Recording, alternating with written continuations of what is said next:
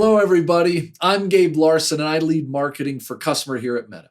The goal of this session is to help businesses understand how to leverage messaging as part of their customer care strategy. Now, as mentioned in the keynote today, customer integrated with Meta because we want customer service teams to deliver personal, powerful support at scale in the messaging channels people use most.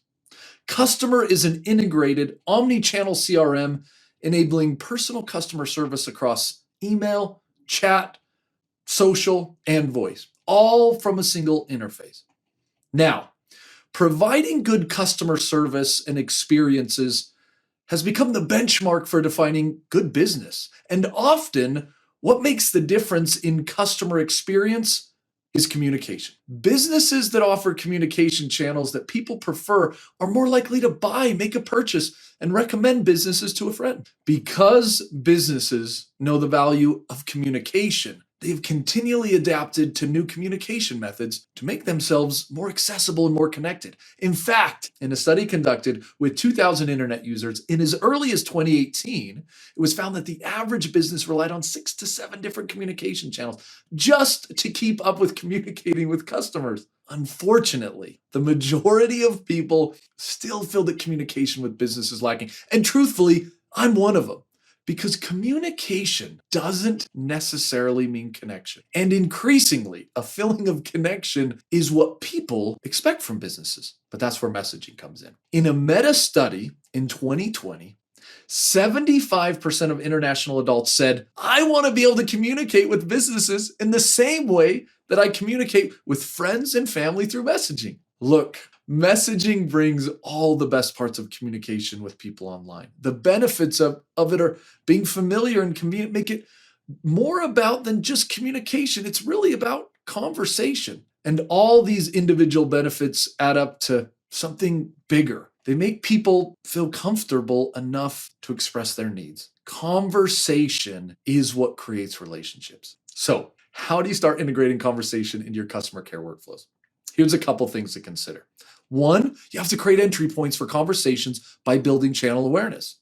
Remember, you want to meet your customers on the channels they prefer and then promote those channels via website and ads and even other communication channels so they're easily accessible. Two, drive messaging efficiency with how you manage the business to consumer conversation thread. The sweet spot for customer care efficiency is finding that middle ground between resolving customer queries really quickly at scale while optimizing for business resources.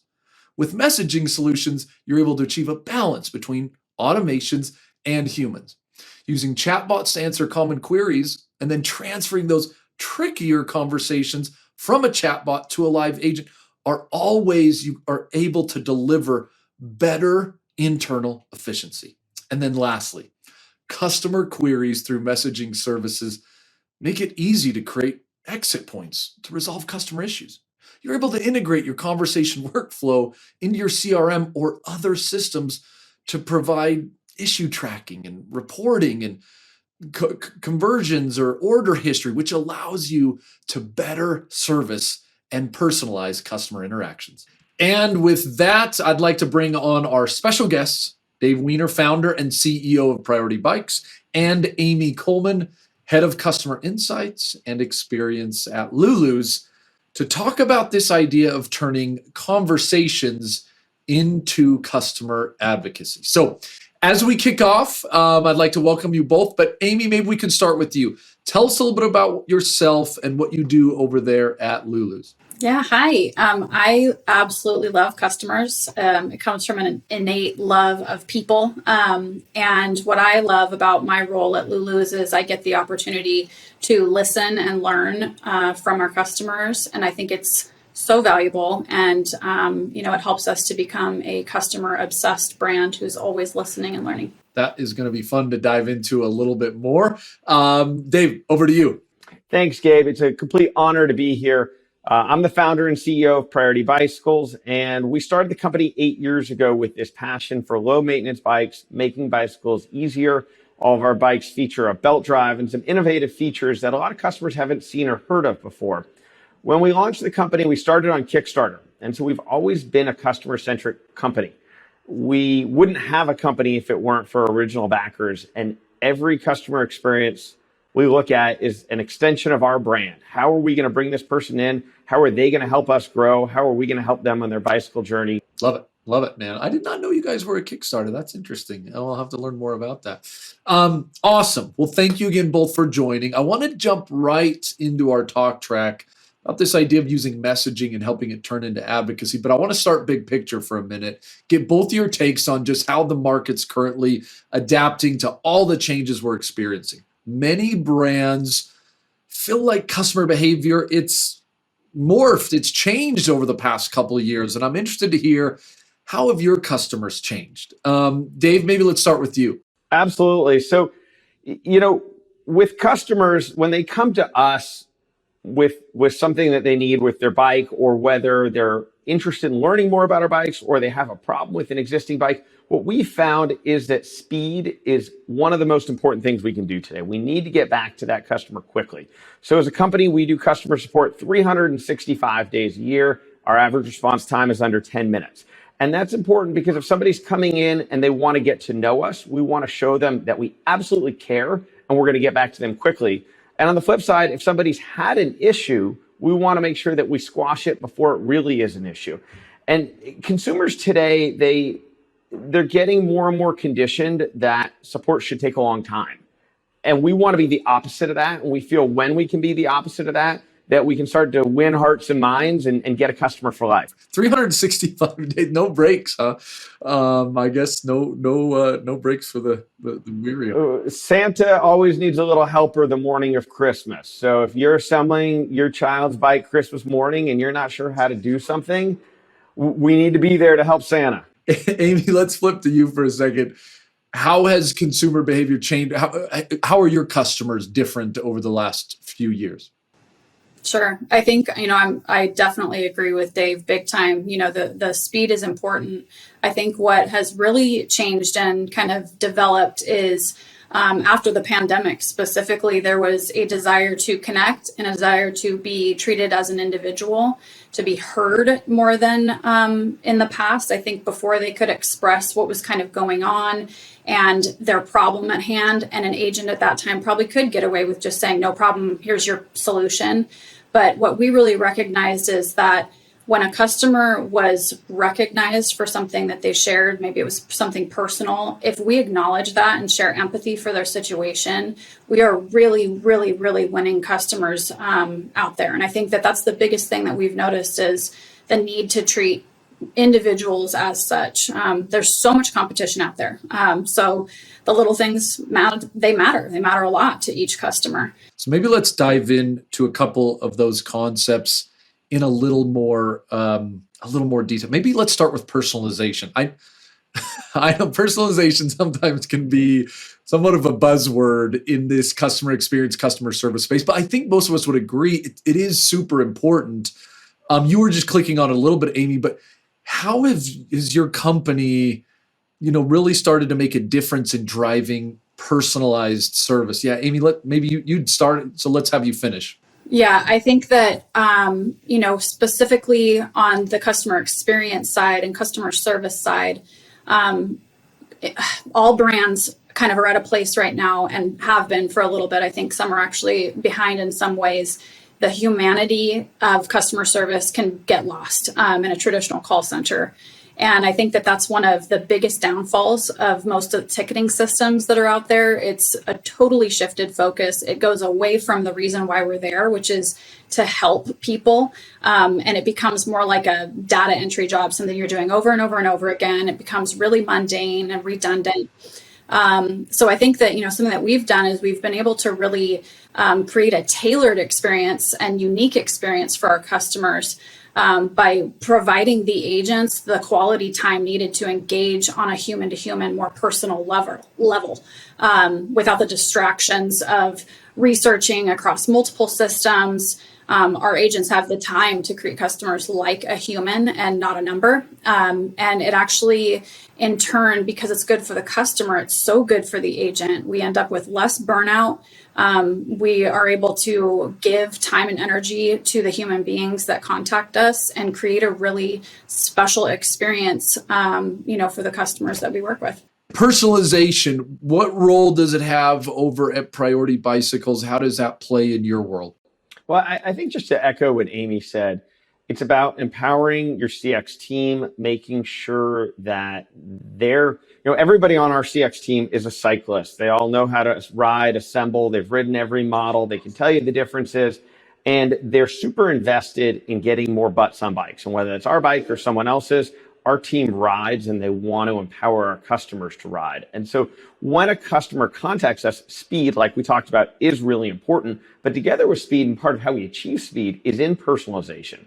So, for example, that mother or father who might be assembling a bike Christmas morning, they're frantic and they want to get someone fast and they need an answer fast. Or you're out on your bike ride and you've fallen and something doesn't seem right and you're on WhatsApp and you're sending us a photo and saying, what do I do here? So the speed that we get to them is important, but in that speed becomes the personalization, because we need to know when that person comes in through, call it WhatsApp or through SMS, we need to know exactly who they are. We need to know what model they bought, when they bought it. We might need to know the serial number to know what build they have, because we have some bikes that have been running for 7 years and the spec 7 years ago is different than the spec today.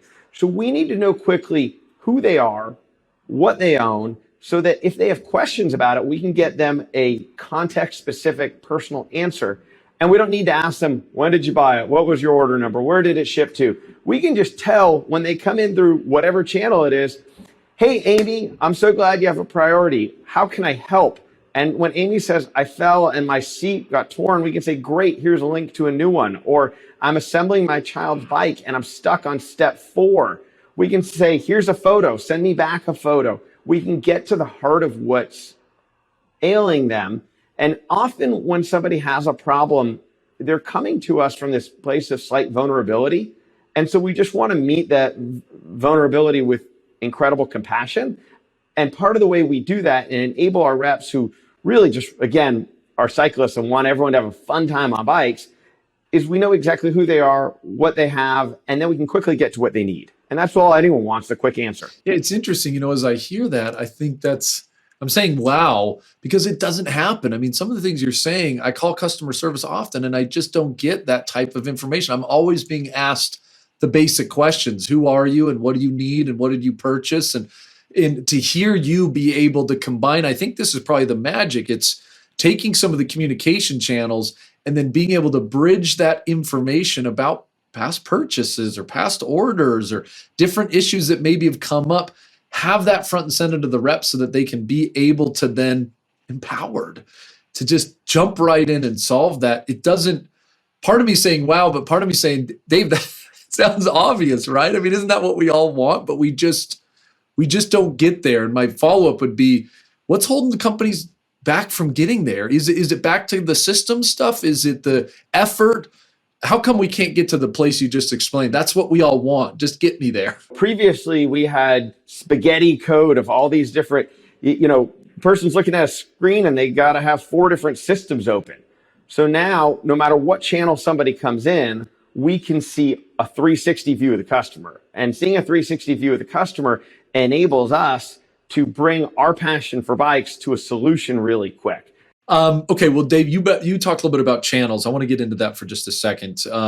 Amy, you mentioned it as well, but how important are modern channels, like social channels, Messenger, WhatsApp, versus some of the more traditional phone and email, to your current customer service program or plans? Talk to me about how that currently works and where you see that going in the future.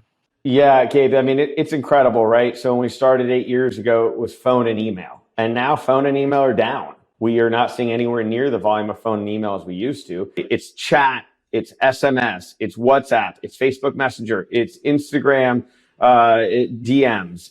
There's so many modes of communication that people are coming to us. A big one right now is video and being able to do video just like you and I are with our customers, especially because our product is so technical. So there's a lot of communication channels that we can talk to people on. And what we found is it's just important to meet people where they want to be met. You find people that want to be on Facebook Messenger all day, that's their life. You find people that want to be on WhatsApp all day, and that's their life. And then you find people that they only want to communicate with you on email, and don't you dare call them. So, it just depends on what channel the person wants to use. And really our job as a customer-centric organization is to be agnostic. We want to talk to customers, and however they want to come to us is how we want to come to them. And it's both in sales, it's in marketing, and then it's in support. And so it's all through that journey of a customer life cycle. And it's whether they need to check out on their initial purchase, or whether we're sending them a link for a replacement part they need, or whether we're sending them a video on how to maybe size themselves on a bike. We need to be able to go across all these different channels and also these mediums of how we communicate with customers. It's funny. It still comes up a lot. People say, how do you choose which channels to support your customers on? And I say, you don't choose. They, they choose for you, And so I feel like that's something that's a talk track that I often give. And I'm always like, why do people ask that? It seems kind of obvious to me, but I love that you highlighted that point, because it isn't. You got to meet them where they are. And if they happen to be moving towards modern channels, as we're seeing a shift everywhere happening, as we've heard about in this whole conference, then you probably need to staff up and do that. And I do have a follow-up, Dave. I'm going to get you back in just a second. But Amy, a broad, high level, what's your thoughts on modern channels, social, et cetera, and how that fits into it? You mentioned Instagram earlier. Maybe give us a little bit of flavor there of how that plays in your business. What role does it have? And echoed big time on everything that Dave said. I think the biggest thing for us too is that a lot of our customers aren't just coming in on the one channel, it's multiple channels, 2 or 3 sometimes. And it's important for us and all folks nowadays, I think, that are, running customer call centers, that you use a tool like Customer with a K that allows us the ability to offer that omni-channel solution, meaning that person can contact us however they want, Instagram, DM, like, hey, I left a comment on your post, I'm looking to buy this dress. And then later, if they want to follow up with us via text after they've placed their order, we can see it in one place. And I think that has truly changed the game for our agents specifically and our customers, because it's easy. Customer service should not be as painful as it is for so many companies. It's become literally painful, like where you dread working with a customer service team because it's just a mess. It just ends up a mess. But by using Customer, we're able to have everything just right there, and the customer can communicate with us on whatever channel they want, and we see it and we're able to help them. And so again, we keep this like an ongoing conversation as we're building a relationship with this person because of the fact that we're able to have them all the different ways they've contacted us in one spot. It's probably my biggest frustration is the channel switching concept. I'm chatting with someone, and then maybe I do go to phone call, and then they don't know that we were chatting about that. I was like, I was just chatting with you for 15 minutes. Like, how did you not connect the dots between channels? And that is, I think that's this happens so often. Just one more click. I had actually a couple follow-ups on channels I wanted to hit you both on. Amy, I wanted to start with you. Just Instagram has become such a powerful tool for you guys, it sounds like. And I hit a little bit on channel of choice, and Dave and I were joking about that just a little bit. But when you decide new channels, how do you go about that? What advice would you give customers to think about what channels should I be delivering so that I can deliver a great customer experience? I think everybody needs to know who their customer is on sort of a macro level. You can't expect customers to do what you want them to do. I think that is sort of like it is a systemic issue in a lot of organizations where the customer service is like a back half thought when really it should be front and center, in my opinion. Your whole business was created to do something for a customer, whether it's to sell something, solve a problem, whatever. It is literally for the customer, and yet so many customer service teams are not for the customer, mainly because of the fact that they're really limiting how people can reach them. I've heard a lot of companies making changes, eliminating channels entirely just because maybe they can't support it. But I think it's time that we have to think about it differently. You got to know who your customer is and don't force them into this one size fits all model. Listen to the data in your CX systems and really work to understand who it is that you're helping and what they want. Our customer base skews to the younger end, so messaging is huge for them. Chat, SMS, Instagram, DM. And so it really is important that you think about who it is that you're serving and if you're actually serving them with your customer service team. Okay, one more question on the channel stuff. Because Dave, you mentioned a little bit about video, and I always I think 10 years ago, I was one of those people who were kind of like, the phone is going to die or this channel is going to die, but we just keep adding channels, right? It's just like, now we got chat, and then you got WhatsApp and video. And I'm like, oh my goodness, nothing's ever dying. We're just adding to. Is it really difficult to add a new channel? Is that a lot of change management? How do you kind of think through the why and the what of adding channels? And I'm thinking even just a little bit about video, as you kind of alluded to earlier. Is that difficult? How did you go through and think about that? It's not, Gabe. And, for us, started the company 8 years ago with one model, and today we have 17. So when a customer says to us, you should be doing this type of bike, I wish my bike could do this. That to us is, okay, we need to go develop something to do that. Because if customers are asking for that, we need to offer it, right? Same thing with channels of communication. So customers are saying to us, I'd really like to video next to you with the bike so I could see what someone who's 5'8" looks like next to that bike. Or I'd really like to show you something that's going on with my bike, and I'd like you to give me real-time feedback. So if the customer's asking for it, we have to do it, right? Whether it's on the sales side or the support side, that's our job. And so customer with a K has made it easy. And, to Amy's point, the channels are there. So for us, the channels have really been there almost before we've needed them, which has been great. Customer with a K has been ahead of the curve. And then anything we want to integrate that's not there, we've had no problem with our in-house team to do it quickly. So been really easy for us. And now that we have this single source of the truth, 360-degree view of the customer, we know that anything we do can go right into it. And we know how important it is to have that 360 view. So adding channels is easy, and making sure they're all in one spot is what's critical for our team and our ability to expeditiously help that customer. Let's move away from channels for a second. I want to hit one other thing you guys mentioned earlier in the talk track. And it was just this technology idea. I want to focus a little bit in another buzzword area with AI or artificial intelligence, automation, maybe a general technology. But I'm curious, as you think about that, as you think about this movement towards more AI, more intelligence, more tech, what role does that play in your business in delivering that exceptional customer experience that I think your brands have really been able to use to differentiate themselves from the competitors? Amy, let's come back to you. Thoughts on that one?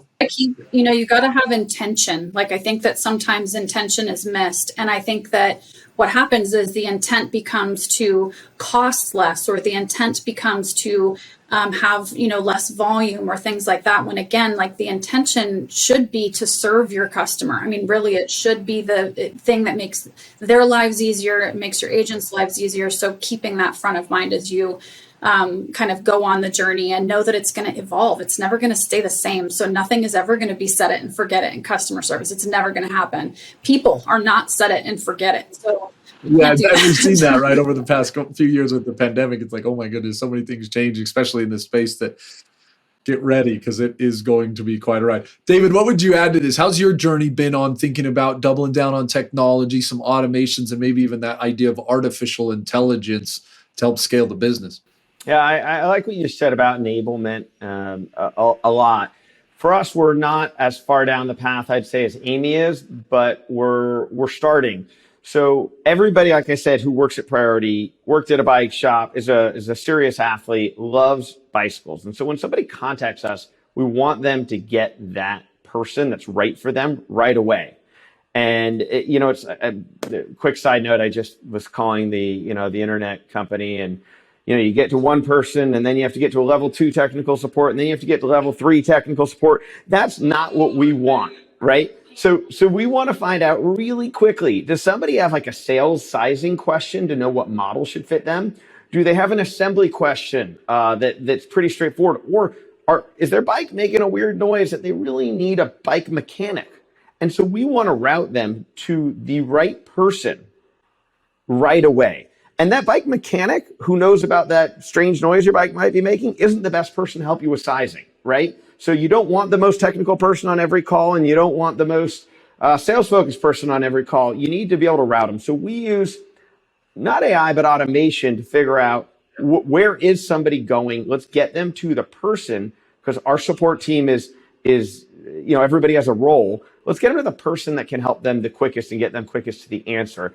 And then the AI that we do use is in customer with a K. There's sentiment analysis, and that's really important to us. So the sentiment analysis in customer with a K, and Gabe, you could probably describe this better than I can, is reading whatever's in the context of the message there and trying to figure out where that customer is sentiment wise. And that's really important to us, because if somebody's coming with high energy and positivity, we want to meet that high energy and positivity. But if someone's coming with vulnerability, we also want to meet that with compassion. And we want to figure out where that person is, so that as we start to scan their question, we can understand their sentiment and find the right sentiment to get back to them with. And I think that part of AI has been really important to us, so that no matter where you are in the organization, you know a little bit about what the customer's feeling in their language. And I'm glad we actually went in that order, because Amy, he almost kind of answered like let's use this as a way to make the customer experience better, right? You didn't hear in David's terms the word even deflection, for example, like let's shoo customers away. He actually flipped it and went for the agent. How do we make it so, an agent gets the right person at the right time, so the customer actually feels like they're talking to the right person in the right language, or they're talking to the expert that they should have. And then ultimately the sentiment helps you enter the conversation. That's not about elimination. That's about enablement. That helps businesses do better and scale. And again, those 1-2 punch on that conversation. Amy, we don't want to eliminate. It's not about cost cut. It's about making things better. And if we can find technology to do that, let's do it. If not, we might need to pull it back and kind of rethink that a little bit. Oh, that was a great kind of 1-2 punch there. Thank you. Okay. Well, our time's getting a little bit short. I do have just 2 more questions I wanted to throw out to each of you. One's just kind of a summary around big picture. We've hit this idea of channels, personalization, a little bit on technology. And I'm curious, as you guys have done this in your business, implemented some of these changes, enabled these reps to do better things, how do you feel like that is translated in the business? Obviously, things are going fairly, businesses are growing, and I think your brands have that kind of elusive CX where people are coming just because of the experience. But anything you could share with us that as you've introduced some of these changes, the business has ultimately seen positive changes in the way that customers have responded, or agents have responded, et cetera. David, maybe I'll start with you. Thoughts on that one? Yeah. So Gabe, and we've talked a lot about our agents. We always say that we're a customer-centric company and our customer comes first, but really our employees come first. So we know that if we want to have great customer experiences, it starts with our employees being super happy. If our team isn't super happy, they can't give that great experience. So happy team equals happy customer. The best way to take care of your customers is to take care of your team. And so that, we enable our team. We make sure they know how important the customer journey is for us as a company. And it's really the foundation of who we are. Like I talked about, we started with crowdfunding. We are a company that without our customer, we wouldn't be a company. So we every day have to say thank you to our customers. Thank you for showing up. Thank you for asking questions. Thank you if you have a problem coming to us and giving us the time and space to help you. So we've been growing at 50 to 100% year over year since inception. Bicycles have been certainly a growing market. We feel consumer direct bikes is difficult. People, just like clothing, often want to try it before they can own it. And so being able to give that customer-centric experience online is super important. And we're going to keep growing. We're going to keep adding channels, and we're going to keep empowering our employees to make sure they're really happy and giving them the tools they need to make sure that our customers can be really I love it. Yeah. Congratulations. Again, great. The brand, I think, says it all. So Amy, over to you. Any quick results or things you've kind of seen as you've tried to double down on some of these things to really boost the customer experience?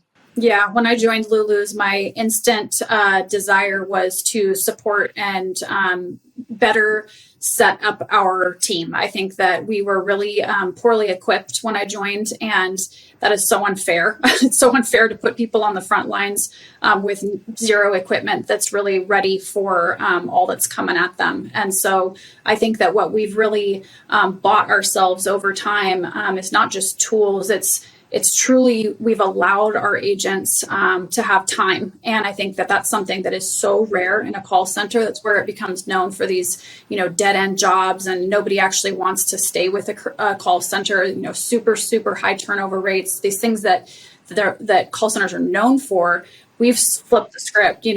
We have a development program that we were able to implement because of the time that we were able to have. So internally inside our customer service team, we have a development program which allows us to invest in their career growth, focus on them as individuals and what they need from their leadership team. Again, we hire, however many people. How can we possibly expect one model to make it work for them either? So everybody has an individual need, just like our customers do. So again, it's all about people, and what it's allowed us to do is really, truly reinvent the call center job. And we think of it more like an amazing starting career in, like a communications field. We really believe that human connection is a great way to really develop strong communication skills and can really, really serve people in their future careers. Awesome. Well, as we wrap, really again wanted to say thank you to both Dave and Amy for joining us to talk about this idea of turning conversations into customer advocacy. Thanks, everybody, and have a great day.